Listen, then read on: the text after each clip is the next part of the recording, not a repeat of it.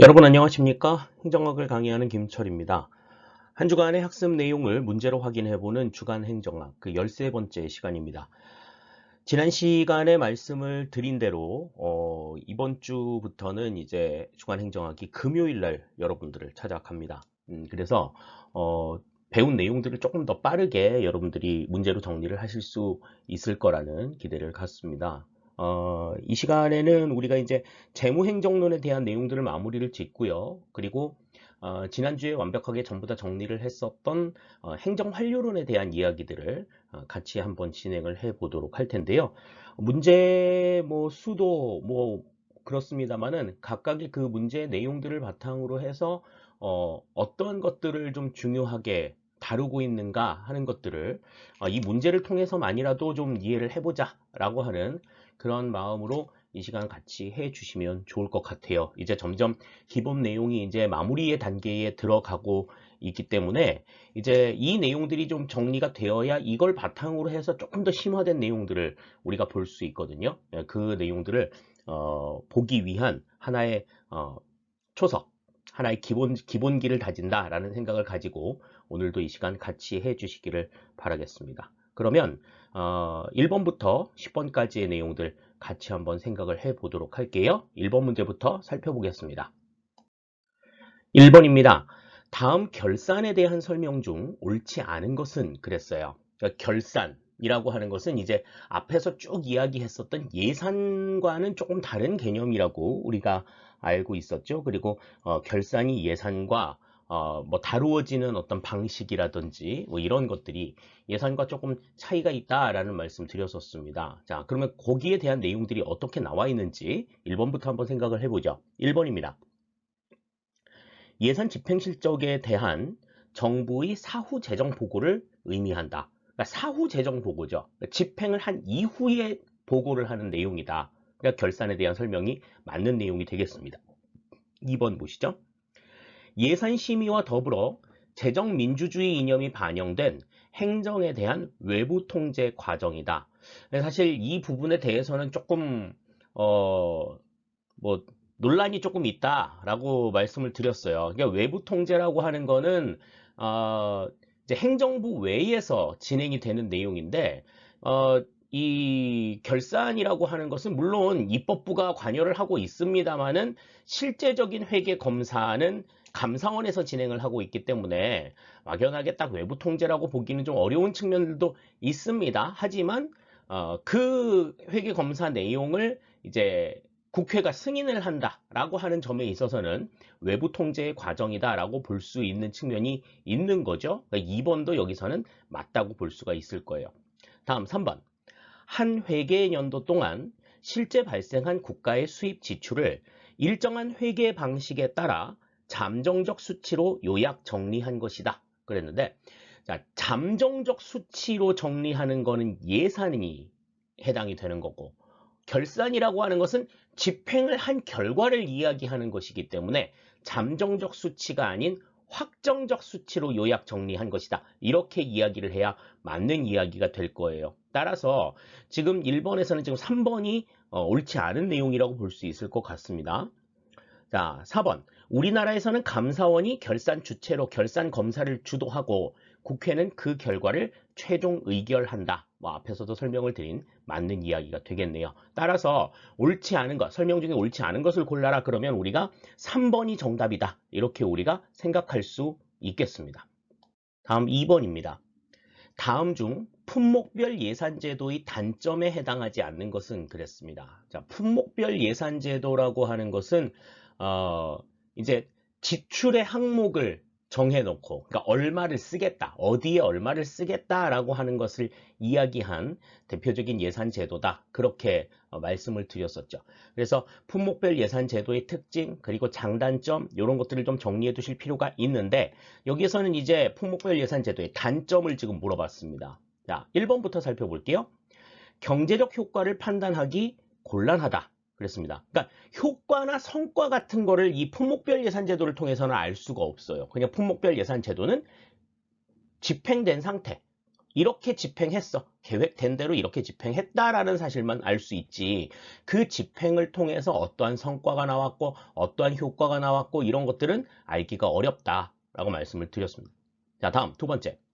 업무의 특수성을 고려하지 못한다. 그랬습니다. 그러니까 업무의 특수성에 따라서 뭐 단가도 달라지고 이럴 수 있는데 이 품목별 예산 제도는 그냥 지출 항목에 대한 내용들 그리고 거기에 대한 단가가 일률적으로 지정이 되기 때문에 업무의 특수성을 고려하지 못하는 문제가 있죠. 다음 세 번째. 예산 운영의 신축성이 결여된다. 이거는 뭐 품목별 예산제도나 성과주의 예산제도 뭐 고루, 뭐 성과주의 예산제도 같은 경우에 일부 이제 신축성이 고려가 되는 그런 측면들이 좀 있기는 합니다만은 품목별 예산제도는 신축성과는 전혀 거리가 먼 그러한 개념이다. 이렇게 우리가 생각을 하실 수가 있겠죠.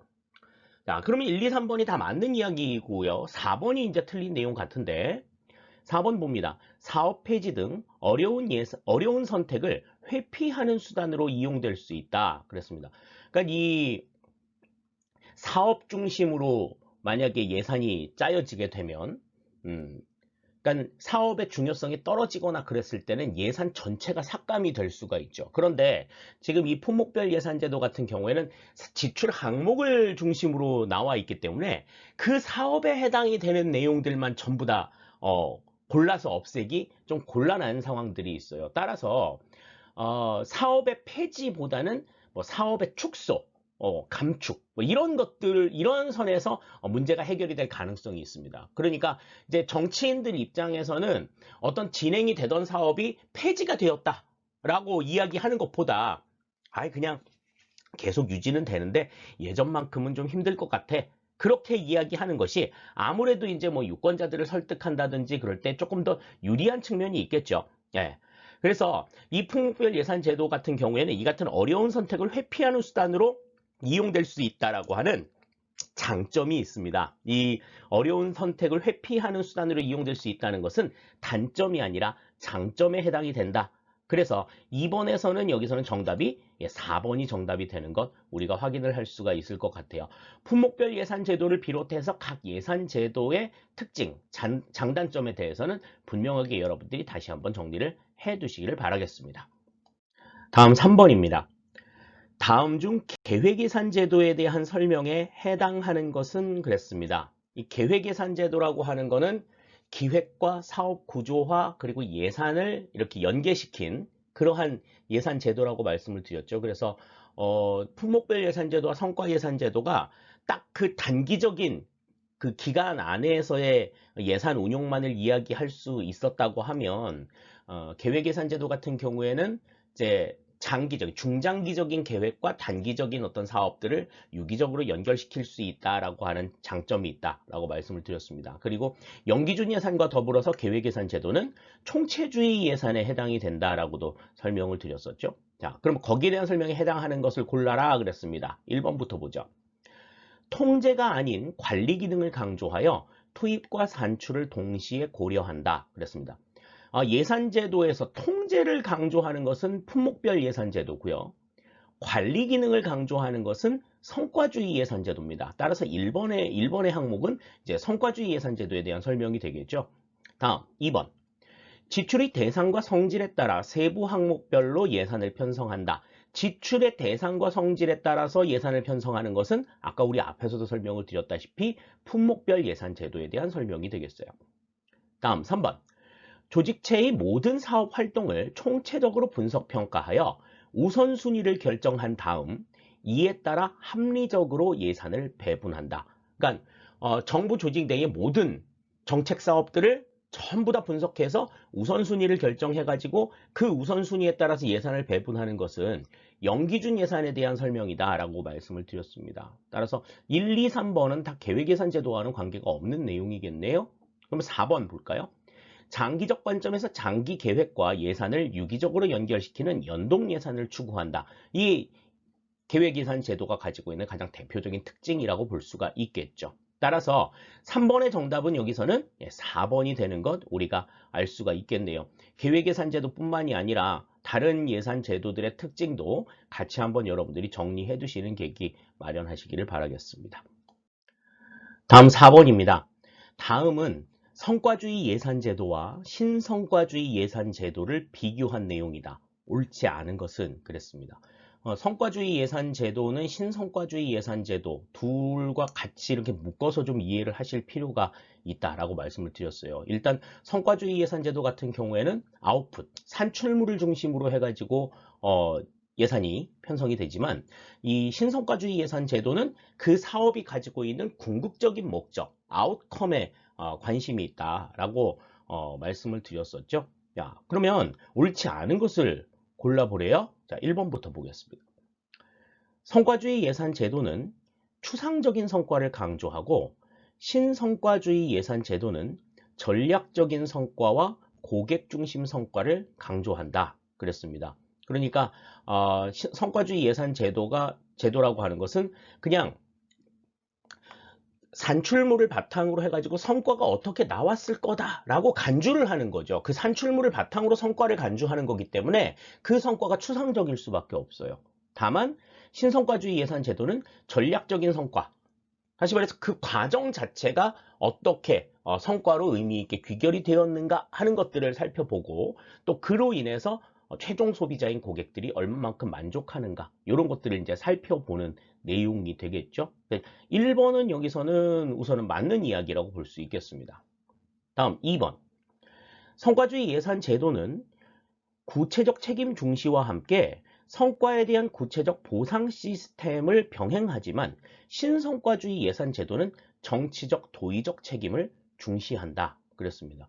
이 성과주의 예산 제도 같은 경우에는 아까도 말씀을 드렸다시피 추상적인 성과를 강조하기 때문에 책임이나 이런 부분들을 이렇게 명확화하기가 어려운 측면들이 있죠. 그래서 그 책임 자체도 굉장히 추상적으로 이루어질 가능성이 있습니다. 그래서 성과주의 예산 제도는 구체적인 책임을 묻기는 어렵고 그냥 추상적으로 두리뭉실하게 그냥 정치적이고 도의적인 책임을 강조하는 측면이 있어요. 하지만 신성과주의 예산 제도 같은 경우에는 최종적인 목적을 바탕으로 해가지고 구체적으로 책임을 명시하고 또 거기에 대한 보상 시스템들을 조금 운용하는 그러한 체계들을 움직일 수 있다라고 하는 것을 생각할 수 있습니다. 그러니까 성과주의 예산 제도와 관련해가지고는 뭐 성과가 나왔을 때 그것이 목적과 얼마만큼 연관이 있느냐 없느냐 이것들을 분명하게 이렇게 인과관계를 규명하기가 어렵기 때문에 도의적인 책임이나 정치적인 책임에 국한이 될 가능성이 있는 거죠. 따라서 이번의 내용은 지금 앞뒤가 서로 지금 바뀌어 있는 내용이라고 볼 수가 있겠죠. 구체적 책임 중시와 함께 성과에 대한 구체적 보상 시스템을 병행하는 것이 신성과주의 예산 제도고 성과주의 예산 제도는 정치적 도의적 책임을 중시한다. 이렇게 여러분들이 정리해 두시면 되겠습니다. 다음 3번. 성과주의 예산 제도는 투입 산출 성과의 인과관계에 대한 단편적인 가정에 근거하지만 신성과주의 예산 제도는 투입이 의도한 성과나 영향을 보장하지 않는다는 복선적 가정을 전제로 한다. 맞는 이야기가 되겠고 다음 4번. 성과주의 예산 제도는 예산 기법에 국한되지만 신성과주의 예산 제도는 예산을 인사, 조직, 정책 등과 연계한다. 이런 것들이 조금 다른 점이다라고 말씀을 드렸어요. 그러니까 교재 내에 나와 있는 그 성과주의 예산제도와 신성과주의 예산제도에 대한 비교표 이런 것들을 바탕으로 해서 그 내용들을 다시 한번 정리해 두시면 좋을 것 같습니다. 그럼 여기서 옳지 않은 것을 골라라 그랬으니까 옳지 않은 것은 2번이 정답이 되겠죠. 2번의 내용은 서로 바뀌어 있는 내용이다. 이렇게 여러분들이 이해해 두시면 되겠습니다. 네, 이렇게 해서 이제 우리가 재무행정론에 대한 문제들을 전부 다 다뤄봤고요. 5번부터는 이제 행정환류론에 대한 문제들 살펴보도록 하겠습니다. 자, 5번 보시죠.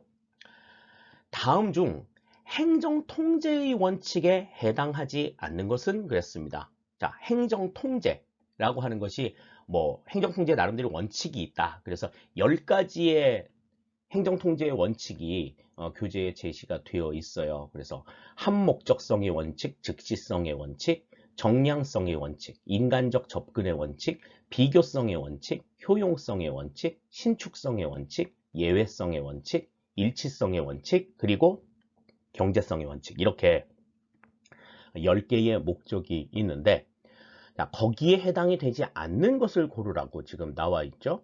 1번의 다원성의 원칙, 2번 즉시성의 원칙, 3번 예외성의 원칙, 4번 한목적성의 원칙 이렇게 이제 4가지의 내용이 나와 있는데 정답은 뭐겠어요? 네, 그렇죠. 1번의 다원성의 원칙이 정답이 되겠습니다. 그러니까 다원성이 아니 일치성의 원칙이라고 하는 게 있죠. 일치성의 원칙은 뭐였어요? 관료들의 권한이나 책임이 일치하도록 통제하여야 한다라고 하는 움직임들. 이런 것들이 이제 일치성의 원칙에 대한 설명이다. 다원성의 원칙이라는 말은 없다라고 하는 것 정리해 두시기 바랍니다. 행정통제의 원칙 10가지가 무엇을 의미하는가 하는 것도 이 기회에 다시 한번 정리를 해 두기로 하시죠. 5번의 정답은 1번이 되겠습니다. 하재누리 행정학은 카카오톡 채널로 여러분들과 소통합니다. 지금 화면에 보이고 있는 QR코드를 촬영해서 하재누리 행정학 카카오톡 채널의 친구가 되어 주십시오. 공무원 시험을 위한 다양한 행정학 컨텐츠를 우리 여러분들 만나보실 수가 있습니다. 지금 우리가 함께 했던 주간 행정학은 물론 앞으로 살펴보게 될 여러 가지 기출 문제들에 대한 내용들도 또 수업에서 다루지 않는 여러 가지 행정학과 관련된 이야기들 카카오톡 채널에서 여러분들과 함께 나누도록 하겠습니다. 또 여러분들이 행정학을 공부하면서 궁금한 사항이라든지 또 질문하고 싶은 내용들 있으시면 카카오톡 채널 안에 대화창을 통해서 여러분들 질문해 주시면 성심성의껏 답변해 드리도록 하겠습니다. 여러분들의 많은 참여 기다리고 있을게요. 다음 6번입니다. 다음 행정통제에 대한 설명 중 옳지 않은 것은 그랬습니다. 행정통제는 뭐 여러 가지 종류가 있었죠. 뭐 내부 통제가 있었고 외부 통제가 있었고 그리고 공식적 통제가 있었고 비공식적 통제가 있다. 그렇게 말씀을 드렸었는데 각각의 이제 그 의미들이 무엇인가 하는 것들은 수업 시간에 분명히 정리를 해 드렸으니까 이 내용들을 바탕으로 해서 여러분들이 좀 정리를 해 두실 필요가 있죠. 그러니까 어떤 제도들을 딱 봤을 때 아, 이거는 내부 통제냐 외부 통제냐. 이거는 공식적 통제냐 비공식적 통제냐 요거를 이제 우리가 구분을 하실 수 있어야 된다는 얘기입니다. 자, 그러면 1번부터 보죠. 옴부즈만 제도는 공식적 외부 통제에 해당한다 그랬습니다. 옴부즈만 제도 같은 경우에는 공식 통제에 해당이 되고 제도가 있으니까 그리고 행정부 외부에서 이루어지는 통제, 민중 통제 중에 하나의 방식이죠. 그렇기 때문에 공식적 외부 통제에 들어간다. 이렇게 우리가 볼 수 있을 겁니다. 자, 다음 2번. 선거를 통한 민중 통제는 비공식적 외부 통제에 해당한다. 그랬는데, 자, 우선 우리가 그 교재 내에 그 구분표나 이런 것들을 봤을 때 민중 통제는요, 비공식적 외부 통제라고 이야기를 해요. 예. 근데 이제 거기에 나와 있는 거는 이제 뭐 여론이라든지 언론에 대한 내용이라든지 이렇게 제도화되어 있지 않은 민중 통제를 지금 예로 제시를 해놓고 있는데, 선거를 통한 민중통제, 선거 제도를 이용한 민중통제가 있죠. 그러니까 민중들이 선거를 통해서 어떠한 뭔가를 하지 마라고 이야기를 하는 그러한 민중통제는 비공식적 외부 통제라고 보기 어렵습니다. 이건 공식적 외부 통제에 해당이 돼요. 그래서 뭐 대부분의 이제 교과서나 교재에 민중통제라고 하는 건 비공식적 외부 통제라고 이야기를 합니다만은 기출문제 가운데서도 그 선거를 통한 민중통제가 공식적인 외부 통제에 해당이 된다라는 언급이 나온 기출문제들도 있어요. 그렇기 때문에 선거를 통한 다른 민중통제들은 다 비공식적 외부 통제라 하더라도 선거를 통한 민주통제만큼은 공식적 외부 통제에 해당이 된다. 이렇게 여러분들이 알아두시는 게 좋을 것 같습니다. 선거제도라고 하는 게 분명하게 있으니까 말이죠. 다음 3번. 감사원에 의한 통제는 공식적 내부 통제에 해당한다. 그렇죠. 공식적 내부 통제입니다. 예, 감사원이 행정부 안에 있으니까. 다음 4번. 조직 내 평판과 직업 윤리는 비공식적 내부 통제에 해당한다. 맞는 이야기가 되겠죠. 자, 따라서 옳지 않은 것을 골라라. 그랬을 때 여기서는 2번이 정답이 되는 것 알 수가 있겠습니다. 그러니까 그냥 단편적으로 그냥 민중통제는 비공식적 외부 통제야라고 그냥 달달달달 외웠을 경우에는 이거 답 찾기가 상당히 힘들었을 수 있다라는 거죠.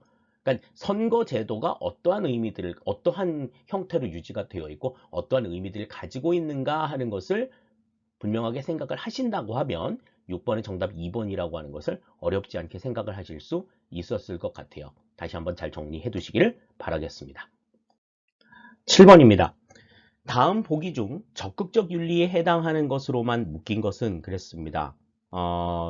행정윤리 가운데서는 이제 소극적 윤리와 적극적 윤리가 있다고 말씀을 드렸었죠. 그 소극적 윤리라고 하는 것은 뭐뭐 하지 말아야 된다, 하면 안 된다, 뭐 이런 식으로 이제 부작위 형식으로 규정이 된 그러한 윤리 규범을 소극적 윤리라고 이야기를 했고요. 적극적 윤리라고 하는 건 뭐예요? 뭐뭐 해야 한다, 뭐뭐 할 것이다. 이런 식으로 자귀 형식으로 규정이 된 윤리 규범을 이야기한다 그랬습니다. 따라서 소극적 윤리를 규정을 한 내용들은 대부분 이제 법률 형태로 나와 있는 내용들이라고 말씀드렸죠. 국가공무원법이라든지 공직자윤리법이라든지 뭐 이런 것들이 이제 소극적 윤리의 규정 상황이라고 볼 수 있고, 적극적 윤리 같은 경우에는 이제 어떤 거였어요? 공무원 복무선서라든지 그다음 공무원 윤리 헌장이라든지 뭐 이런 것들이 이제 적극적 윤리에 해당이 된다고 말씀을 드렸었어요. 그러니까 지금 여기에서는 적극적 윤리에 해당하는 것으로 고르면 이제 뭐 헌장이나 선서 같은 게 있으면 되겠죠. 자, 기억의 국가공무원법은 소극적 윤리에 해당이 되는 내용이 되겠고, 다음 니은의 공무원 윤리 헌장은 적극적 윤리에 해당이 되는 내용이죠. 일단 니은은 들어가는 것 같습니다. 다음 디귿 공무원 복무선서, 이것도 공무원으로서 어떻게 하겠다라고 하는 선언적인 의미니까 이것도 적극적인 윤리에 해당이 되는 내용이 되겠고요.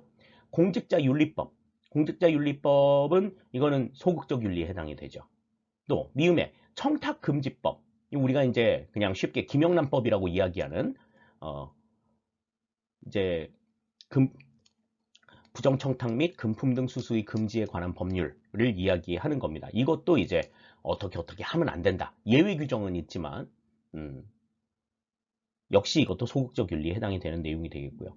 공무원 취임 선서도 적극적 윤리에 해당이 되는 내용이 되겠습니다. 따라서 적극적 윤리에 해당이 되는 내용은 니은과 디귿과 그 다음 비읍이 되겠네요. 그래서 여기서 니은, 디귿, 비읍을 선정해 놓은 것이 이제 3번이 적극적 윤리에 해당이 되는 내용이다, 이렇게 볼 수가 있겠고, 니은, 디귿, 비읍이 아닌 이제 기역하고 리을하고 미음, 기역, 리을, 미음 같은 경우에는 소극적 윤리에 해당이 되는 내용이다, 이렇게 우리가 볼 수 있겠습니다. 적극적 윤리와 소극적 윤리의 개념 분명하게 여러분들이 정리를 해두시고, 어떠한 것이 적극적 윤리에 해당이 되고 어떠한 것이 소극적 윤리에 적용이 되는지 다시 한번 잘 정리해 두시기를 바라겠습니다.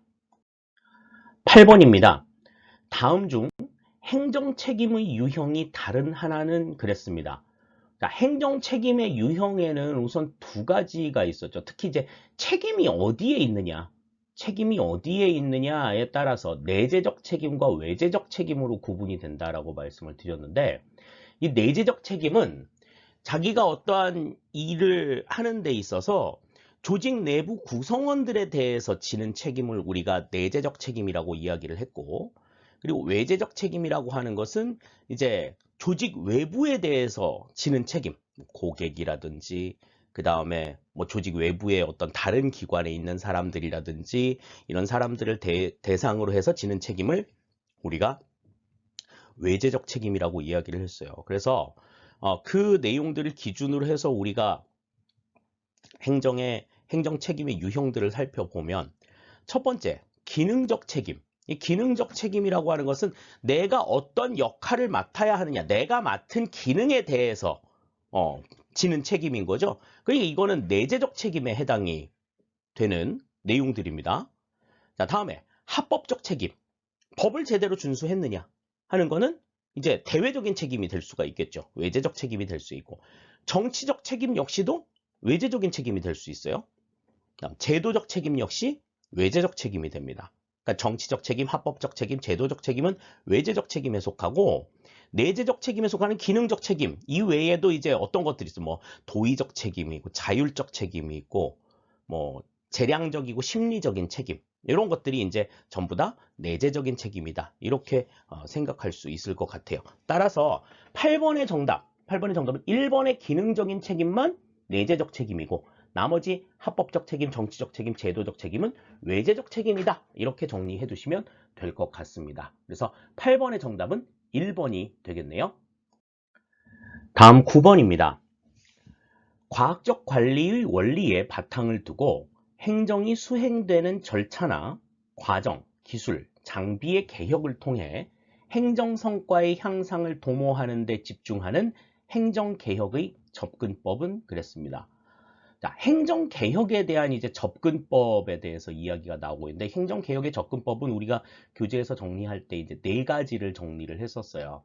그래서 구조적 기술법, 접근법, 기술적 접근법, 다음 행태적 접근법, 그리고 체제적 접근법, 이렇게 이제 네 가지로 정리를 했었는데, 각각의 내용들을 여러분들이 이제 어떤 내용인가 이해를 한다고 하면 이 문제의 답을 찾는 것은 어렵지 않았을 것 같습니다. 자, 그럼 첫 번째 행태적 접근법부터 보죠. 1번의 행태적 접근법이라고 하는 것은 행정가가 가지고 있는 어떤 가치관이나 행태들을 의도적으로 변화시켜서 변화를 유도하는 접근 방법이죠. 그러니까 행태 변화를 통해서 행정개혁을 이룰 수 있다라고 보는 관점이 행태적 접근법에 대한 내용이 되겠고요. 다음 2번의 기술적 접근법은 말 그대로 기술을 사용해가지고 기술 장비, 뭐 행정 절차 이런 것들을 바꿔서 행정의 성과를 도모하려고 하는 이 같은 전략을 이제 기술적 접근법이라고 얘기를 해요. 그러니까 지금 9번에서 요구하는 문제의 답이 기술적 접근법에 해당이 되는 내용이 되겠죠. 행정 절차나 과정 기술 장비의 개혁을 통해서 행정 성과 향상을 도모한다. 그랬으니까. 자, 다음 3번 구조적 접근법. 그러니까 구조적 접근법이라고 하는 것은 이제 공식적이고 합리적인 조직관을 바탕으로 해서 최적의 조직 구조가 업무 수행을 최적화한다. 이렇게 보는 것. 그러니까 조직 구조를 변화시킴으로 인해서 행정의 개혁을 추구하는 이 같은 움직임을 이제 구조적 접근법이라고 이야기를 하고요. 다음에 이제 4번 체제적 접근법이라고 하는 것은 이 행정개혁에 있어서는 어느 특정한 한 가지 요소만 작용을 하지 않는다. 구조도 영향을 미치고 기술도 영향을 미치고 다음 구성원의 행태들도 복합적으로 영향을 미친다. 그래서 이들 요소 간의 상호 연관성을 강조하는 그러한 접근법이 바로 체제적 접근법이다. 이렇게 우리가 생각할 수 있을 것 같아요. 따라서 9번에서는 우리가 9번에서 물어보고 있는 내용들은 이제 기술적 접근법에 대한 내용이기 때문에 정답은 여기서는 2번이 되는 것 알 수가 있겠습니다. 행정개혁의 접근 방법에 대한 내용들도 순차적으로 좀 정리해 두시기를 바랄게요. 네, 마지막 10번 문제입니다. 다음 중 적극 행정에 해당하지 않는 것은 그랬습니다.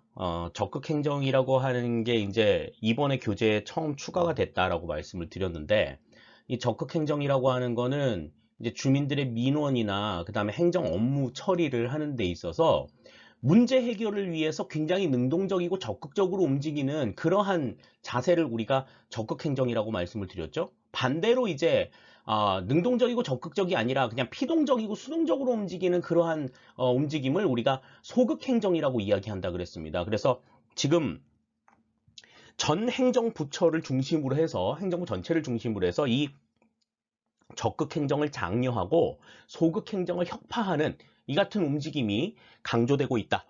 그렇게 말씀을 드렸는데, 그러면 적극 행정이 뭐고 소극 행정이 뭔지를 알아야 되겠죠. 그래서 지금 보기 내용 가운데에서 적극 행정에 해당하는 것이 무엇이며 해당하지 않는 것이 무엇이냐, 요거를 이제 찾아보자라는 이야기입니다. 자, 그럼 1번부터 보죠.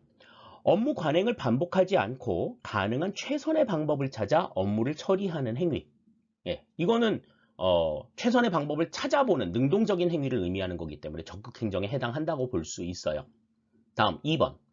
이해 충돌이 있는 상황에서 적극적인 이해 조정 등을 통해 업무를 처리하는 행위. 그러니까 이해 충돌, 서로 뭐 어떤 의견의 충돌이 있을 때 그런 것들을 조정하기 위해서 좀 적극적으로 움직이는 이러한 태도들, 적극 행정에 해당이 된다고 볼 수 있죠. 다음 3번. 규정과 절차가 마련되어 있지 않지만 가능한 해결 방안을 모색하여 업무를 추진하는 행위.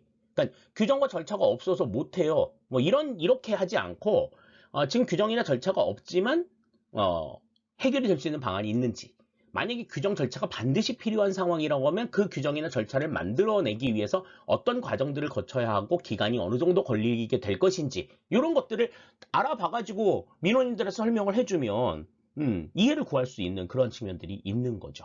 네. 그래서 1, 2, 3번은 지금 전부 다 적극 행정에 해당이 된다라고 볼 수 있는데 4번 같은 경우에 법령이나 지침 등의 변화에도 불구하고 과거 규정에 따라 업무를 처리하거나 기존의 불합리한 업무 관행을 그대로 답습하는 행태. 이거는 이제 적극 행정이 아니라 소극 행정에 해당이 되는 내용이라고 볼 수가 있어요. 따라서 10번에 적극 행정에 해당하지 않는 것을 골라라 그랬기 때문에 여기서는 4번이 정답이 되는 것 확인할 수 있겠습니다. 이렇게 해서 우리가 10문제 같이 살펴봤습니다. 오늘 10문제를 살펴봄으로써 이제 5장 재무행정론과 6장의 행정환류론이 전부 다 정리가 됐네요. 뭐 내용 전체를 다 이해할 수는 없다 하더라도 뭐 다 설명하지도 않았으니까 지금 설명한 내용들 뭐 최소한 지금 문제로 나와 있는 내용만큼이라도 반드시 조금 이해를 하자라고 하는 그런 생각으로 여러분들이 접근을 해 주시기를 바라겠어요. 지금 이 기본적인 내용들이 좀 정리가 확실하게 되어야 나중에 심화 과정, 법령이라든지 좀 심도 깊은 이야기들을 할 때 조금 더 여러분들이 이해를 더 높일 수가 있습니다. 그런 점들 여러분들이 잘 생각을 해 주시고 내용들 정리 확실하게 해 주시기를 당부를 드릴게요. 주간행정학 13회 이제 마무리 짓겠습니다.